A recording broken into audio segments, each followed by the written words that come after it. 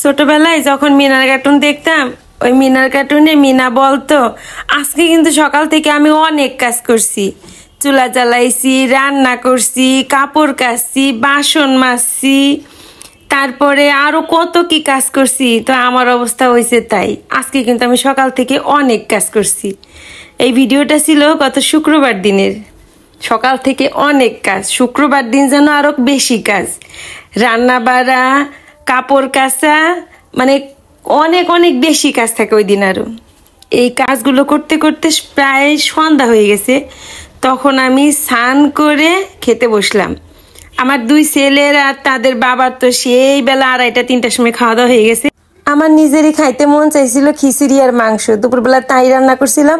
পেট পুরে খেয়ে দিয়ে একটু শুয়েছিলাম কিছু সময়। শুয়ে থাকার উপায় নাই, বারবার ফোন আসতেছিল বাবার বাড়ি থেকে। তারপর এই তো মজা করে খাচ্ছিলাম হচ্ছে চিড়ার মোয়া। এইটাও আমার অনেক প্রিয় খাবার, যদিও আমার খাবারে কোনো অনীহা নেই, সব খাবারই আমার অনেক পছন্দ করি খেতে। আর এইদিকে দেখেন আমার অবস্থা। আমার নাতি নাতনি ভাগ্নি এদের জন্য শীতের টুপি বানাচ্ছি আমি। তো বাচ্চাদেরকে দিব পরে, আগে আমি একটু মাথায় দিয়ে দেখি কেমন হইল। আপনারা কিন্তু কমেন্ট করে জানাবেন। ওই যে আমার মাথার উপরে যে টুপিটা আছে ওই টুপিটা কেমন হয়েছে। আরও একটা বানাচ্ছি, এটা শেষ করি, তারপর আপনারা বললেন কেমন হয়েছে। তারপরে কি করব, টুপি বানানো রেখে চলে আসলাম সোজা বাবার বাড়িতে।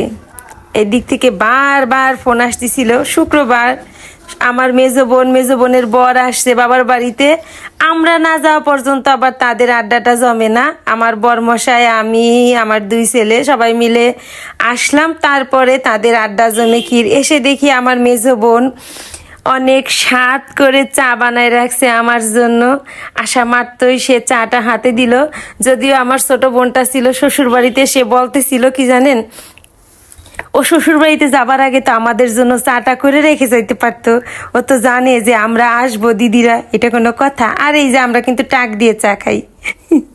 আমার একটা ভাগ্নি আছে, ও বলে আসো মামি আমরা সবাই একসাথে টাক দিয়ে চা খাই। তারপর থেকে আমরা সবাই একসাথে টাক দিয়ে চা খাই। তো যাই হোক, চাটা বেশ মজা হয়েছিল। আমার ছোট বোনরা কেউই ছিল না বাসায়।